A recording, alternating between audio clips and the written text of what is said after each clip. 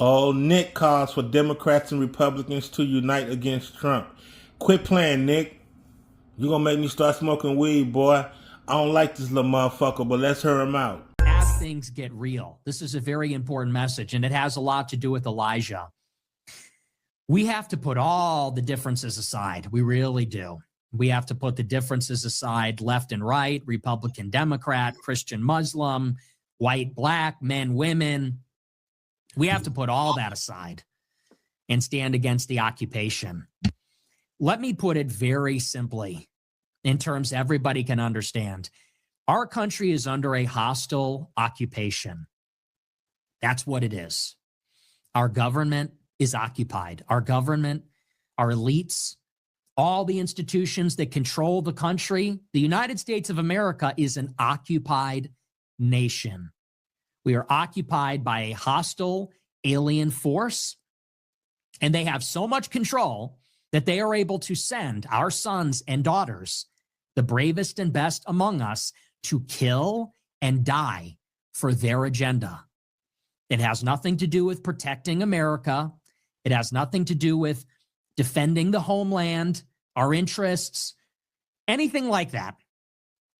Our sons and daughters, the bravest and best among them that volunteer and take up arms, are being sent to kill and die, to take life and give up their own lives for the agenda of this hostile occupying force.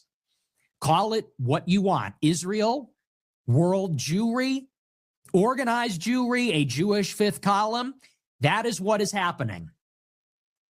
And I don't care what color you are. I don't care what party you vote for. I don't care if you hate every other one of my views. I am a Christian. I believe in Jesus Christ. I believe we are all created by God. And I believe that the ethos of our civilization is selfless love. I think it's time for all of us to unite, every one of us to unite against this hostile force. If you are with me, against this unnecessary bloodshed, against this expansionist, wicked, ethnocentric agenda in Israel, murdering and killing and looting and hijacking and parasiting. If you're an American citizen, if you long to be free, independent, and sovereign as an American, then I am with you. And we all have to stand together, and I mean it. I mean it. Not a rhetorical trick. It's not a bit. I'm not rage baiting or anything like that. We all have to unite now as Goyim, as Gentiles, as Americans, as Christians, either as true believers or aspirationally, people that recognize the core of the Christian message, which is that we are all created beings. We all have natural rights. We all have dignity against this regime, which obviously rejects that, which would kill all of us to expand their empire, which would kill and assassinate and destroy anybody that stands in their way with no scruples and no remorse. That's the message. And I feel that now more than ever. And honest to God, we really need to see the light here. Personal, petty differences, ideological differences, things that have happened in the past, have to let it go. Have to let it go. We're all flawed. We're not always all going to get along when we all have disagreements. But here's one thing we can agree on. This is our fucking country. Okay? We're born here. It's our birthright. We're citizens of the United States of America. We pay taxes. It's our home. These are our neighborhoods, our playgrounds, schools, places of business. Our parents live here. Our children will play here. This is ours. If you think it belongs to us, you should be with us. We should be united to liberate and free America from this evil occupation. That's it. I don't care about anything else. People say, I see all this bargaining on the timeline from the pro-Trump crowd. They still believe in Republicans and Democrats, and they're talking about every other thing. And don't get me wrong. I'm still a far-right nationalist. Okay, and when we free our country, I want to deport a lot of illegal aliens, okay? No doubt about it. But as long as there is an occupying force that can send any of us, any one of us to kill and die for them, that's the bigger priority. Some people say America first means we don't have to care about what happens over there. I might agree with that, except that we are over there. 6 Americans are dead because they were over there. What were they doing over there? They were fighting another country's war for them. Why? Why is American blood, even one life, why is American blood being spilled over there? And we know that. Who sent them there to die? This occupying regime.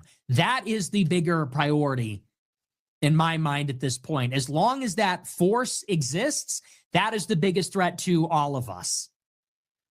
So I'm pushing a unity message, and that's why I say in 26, I'm switching sides. And you know what? Look, if you live in a Republican district, or you live in a district where a Republican is running that is openly against Israel and openly against this war, then, go and vote for them.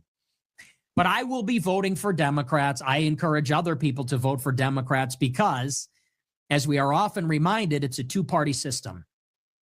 The seat's either going to go red or it's going to go blue. And that means party line voting. And what I want in 2026 is for this administration to be held accountable. People say, you only want chaos and destruction. You're a plant. I'm not a Democrat. I'm not left wing. I don't support their agenda. However, in our two-party system, who will hold this administration accountable? It won't come from within. It won't come from within the Republican conference. We know that. If you are in a district where you're lucky enough to have a Republican who will openly call this stuff out, knock yourself out. Otherwise, you're going to be with the other side. And what I want is for this administration, which buried and covered up the Epstein files, which is dragging us into a ground war in Iran, which is not even living up to any of its other promises. If you're conservative, no wall, no deportations, nothing. I thought we were making America healthy again. Nothing with that. It's about holding this administration accountable. It is about diminishing them any way we can. The GOP is a part of this hostile occupying force. They are controlled by it. Pam Bondi, Kash Patel, Kristi Noem, Pete Hegseth, Rubio, they are all puppets of Israel. I don't care that they call themselves Republican. Most of the members of the House and the Senate, Republicans, are controlled by Israel. They're calling me out on Twitter. They're voting against the War Powers Resolution to give Trump unlimited power to prosecute a war that we never voted for, that Congress never voted for in Iran. That administration, these personnel, this party must be held accountable. It must be diminished. They must be investigated. They must be impeached.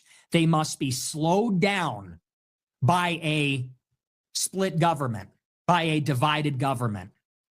I want it to happen.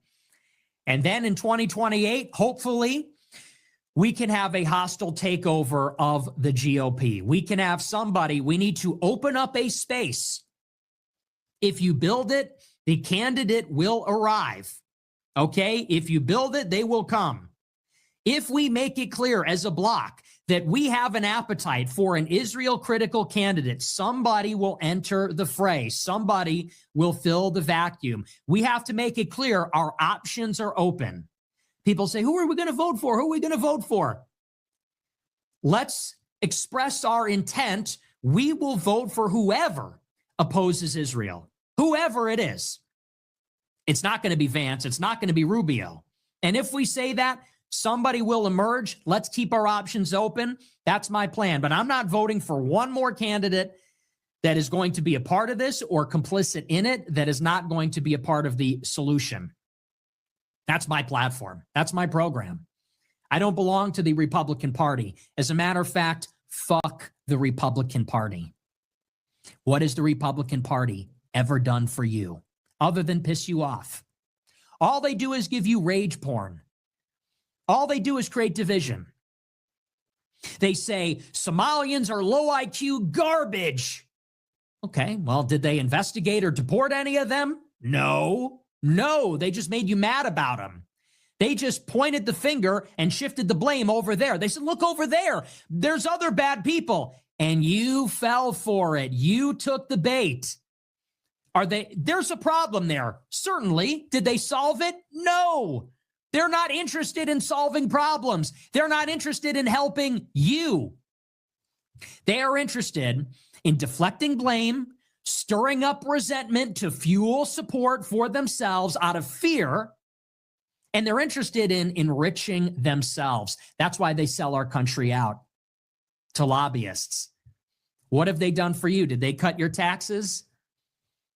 When Donald Trump had a decision, more COVID stimulus or Amy Coney Barrett, which did he choose? Amy Coney Barrett, who sucks anyway. They don't do a thing for us. They don't do a thing for you.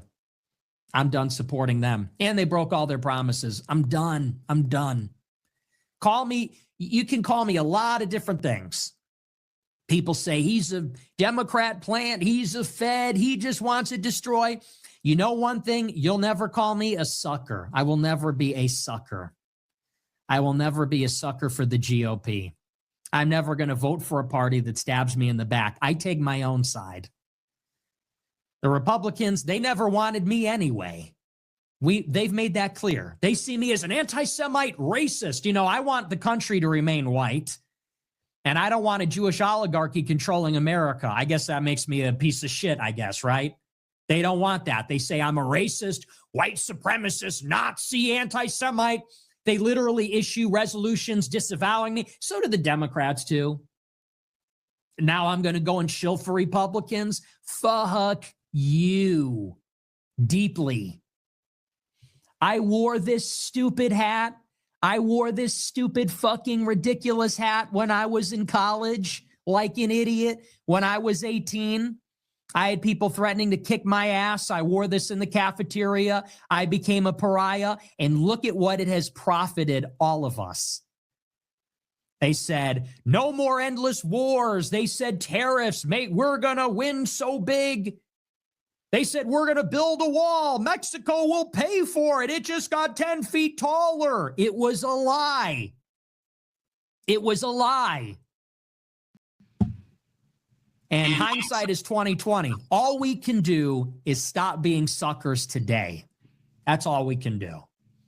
We wanted to believe nobly. We had hope. We believed. We were wrong. I've been anti-Trump, critical of Trump for many, many years.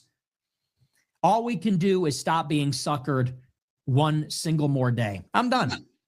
You know what the funny part about this? He called out everything correctly. You know, whether you like Nick or not, he called it out because, again, what they're great at doing, Republicans, is deflecting.